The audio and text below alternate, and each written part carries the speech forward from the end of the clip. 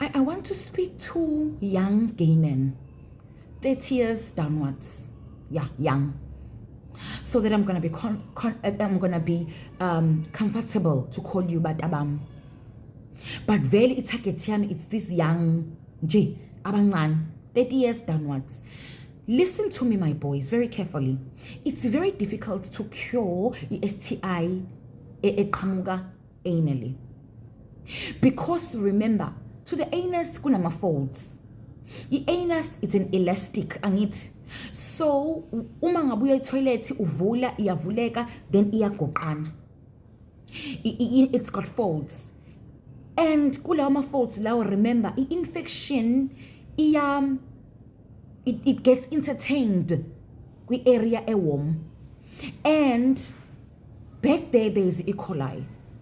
So this E. coli ingenza kube difficult ukuthi securishe i-STI if wena you're gonna have reoccurring infections at the back there. I want to warn you about something, but there are these married men that keep on taking advantage of you, having sex with you, because they've got issues in their marriages and they can't solve issues or they've got issues with their sexuality. But at the same time they are busy using you. If they're honest with a sexuality and if they are not honest to their wives, already ama marriages kunamanga. And when you open your bums to them, akufaki infection. And don't think ukutulala nawe kuphela. This guy akalali nawe kuphela, because if indoda inenkinga emshadweni kube ngathi ikhanda lisebenzi. And now this is another danger. If kukuthi you risk your bums ukutulale nalendoda, there is cheating unkosikazi wayo. Do you think unkosikazi wakhe akacheat? Listen to me. Wives do cheat.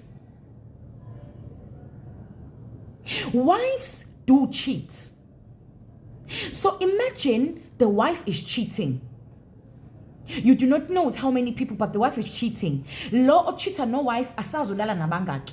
Yonke lento it's coming iza kuwe.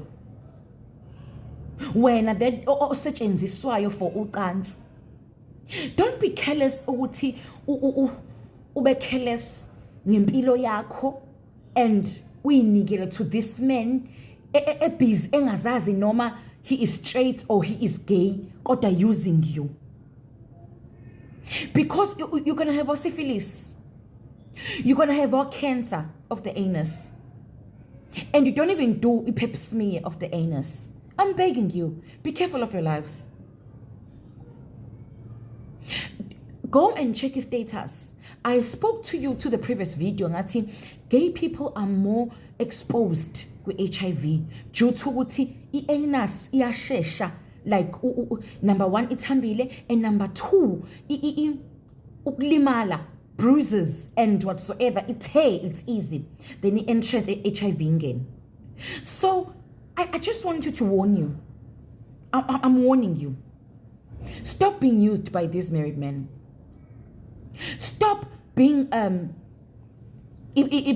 comfort of these married men that are using you. If he loves you, akadivorce unkosikazi wakhe eze kuwe. If he loves you, don't be used.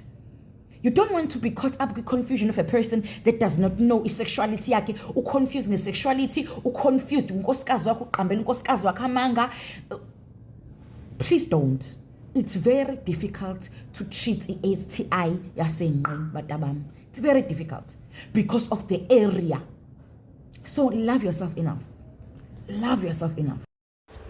Hello Mzansi, welcome to Mgosi waseMzansi. Nangineso send a message to bafana labancane laba magay uyasho ukuthi bongodi o bokuba ligay ulale nemadoda lamadzala lashadile la confused langathi ukuthi straight ona o amagay bokuphi ke sana. And uyasho nje ukuthi uyabafundzisa because she's a nurse, nangokuthi ubathatha njengebantwana bakhe because ukhuluma kakhulu ngebantu laba under 30 uthi anibeni careful ningavumi kubatikiki temadodza lashadile la confused nithole tifo leningati nani ukuthi niyoti lapha njani nigcine senigula. And Nkosi yami ilo inkulumo yakhe it's very educative, ufundisa abantu labaningi kakhulu nokhuluma iqiniso guys ukuthi ugcina ugulisa umuntu lo muntu lokugulisako nedi nje udidlalela ngawo akakuthanzi nokukuthanza nedi udifunela amaqansa alale nawe akushiye netifo longadi ukuthi uyothi maye kubani. It's a good thing ukuthi sinabonesi labakhona kuya public bakhuluma into efana neleti educate iyouth yethu ngebungoti bokulalana nebantu labangadadi ukuthi bafunani, abantu abaconfused, abantu abashadile, uthole tifo. Do comment your thoughts down on the comment section. Don't forget to hit the notification bell. I'm signing out. Goodbye.